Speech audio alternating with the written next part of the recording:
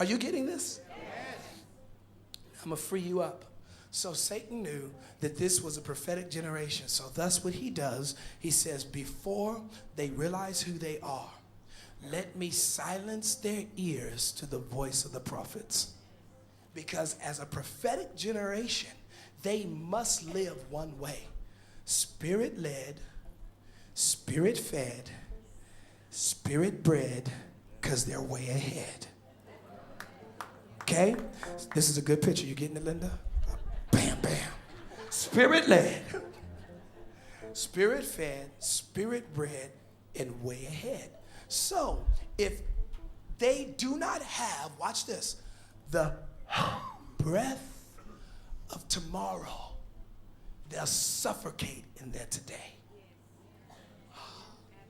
Please catch this.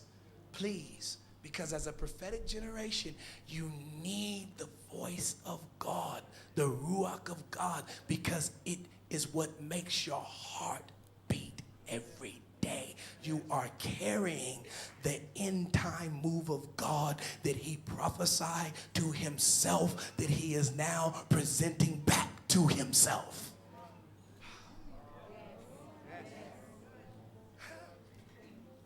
Okay, now that you understand, inside of me, say inside of me, eternity is hidden in my heart. I have a book in heaven, but there's also a book inside of me. Oh, brother, what are you talking about? He says that he has hidden this treasure in earthen vessels. So inside of you is a treasure without measure.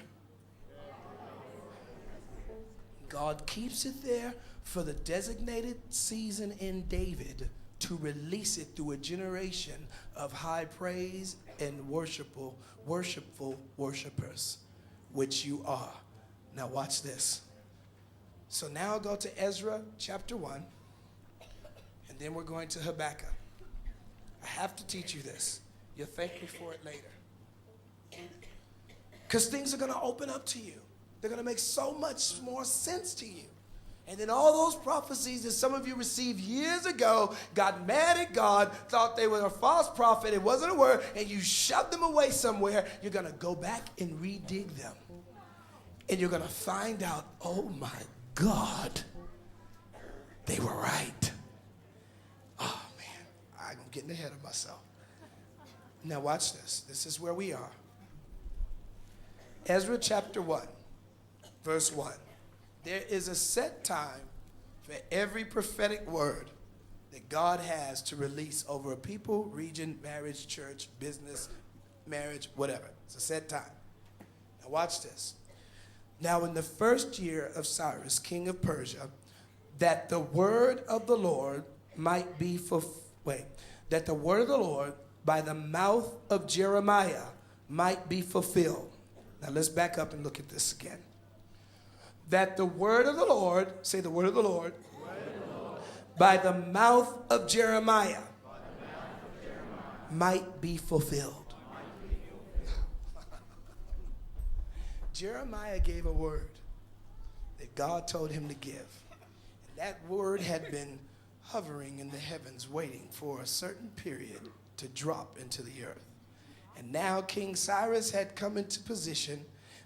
It was time to rebuild the temple, and the word that Jeremiah prophesied that one day the temple would be rebuilt and that God's glory would come back. It was now time for that word to come to pass. Cyrus had never heard it, did not even know anything about it, and because God had promised himself that this time would come, he gives this decree that the word of the Lord by the mouth of Jeremiah might be fulfilled. The Lord stirred up the spirit of Cyrus, king of Persia, so that he made a proclamation throughout all his kingdom and also put it in writing. In other words, God stirred up this man's spirit that he could fulfill something that a prophet he never met had prophesied long before he was even thought of as being a king.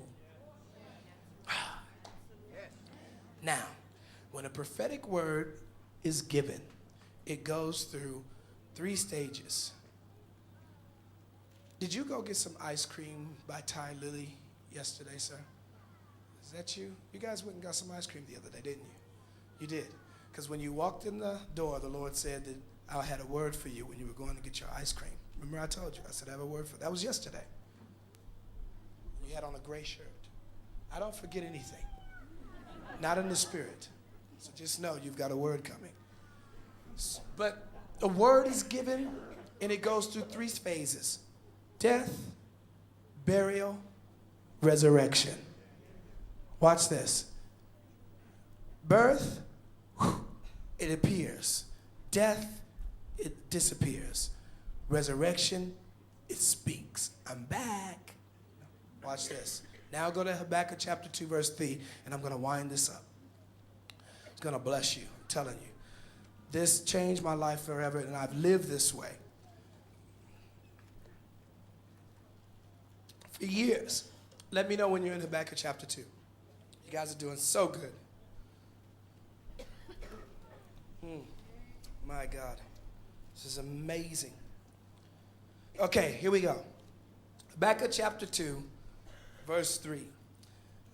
I'm going strictly from my notes here, but I know there's something in chapter 1 that I need to pull out of here. So let me get in here with you guys. Actually, can you just put it up on the screen for me?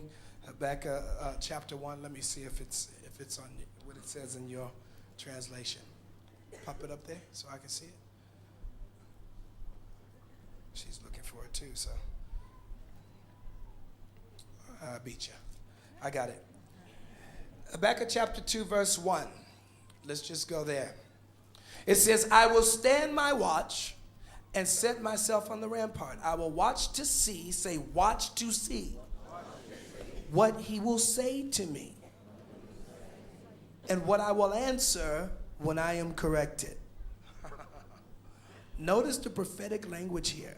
I will watch to see what he will say to me.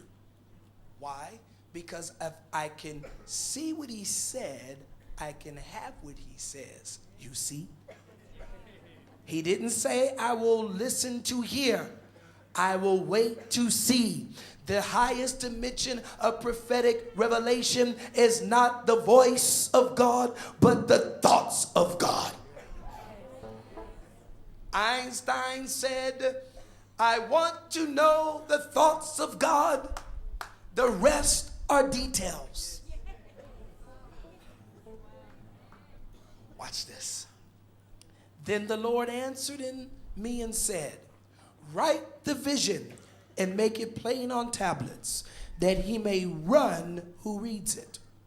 For the vision is yet for an appointed time, but at the end it will speak, and it will not lie.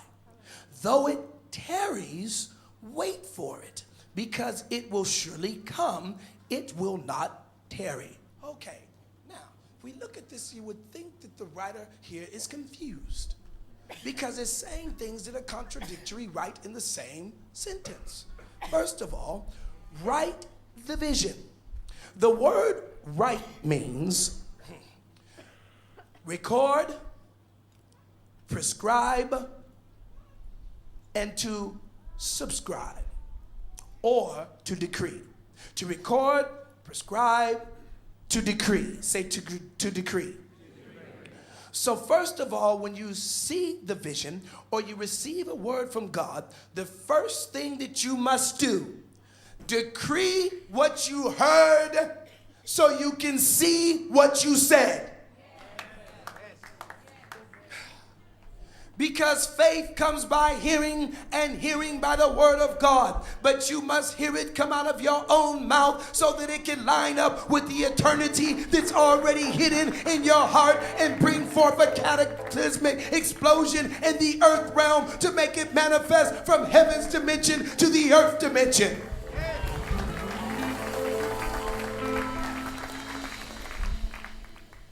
So the word write means that. But then it says, write the vision. Say vision. Oh, you're going to love this. The word vision means chazon. And that is from the Hebrew in the Strong's Concordance, number 2372. That's where I found it.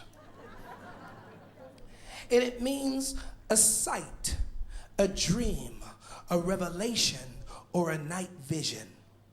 I'll say it again. A sight, a dream, a revelation, a prophecy, or divine communication. Wow, say divine communication. A sight, a dream, a revelation, a prophecy, or divine communication.